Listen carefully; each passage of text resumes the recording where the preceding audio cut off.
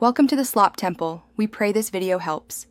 You start by opening Capcut and creating a new project so you can work cleanly. Import the video and immediately duplicate the clip to preserve the original. Next, scan the timeline to identify where the watermark appears and whether it moves.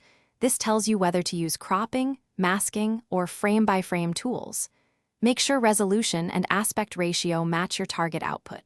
Once done, place the duplicate above the original so you can test removal methods without losing source data. Now choose the appropriate tool for the watermark type. If it's in a corner and static, crop or apply a mask to hide it while preserving important framing.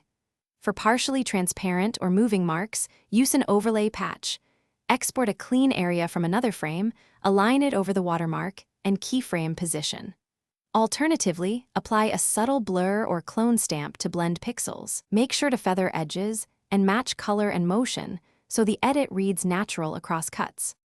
Finish by previewing the entire sequence at full resolution and watch for flicker or mismatched frames. Scrub slowly to check keyframes.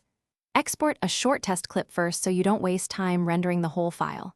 If you see artifacts, go back and refine your masks, smooth keyframe transitions, or improve edge feathering and color sampling.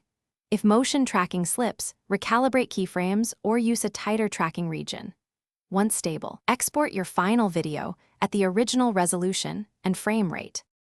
Thanks for watching. Consider subscribing if we helped you.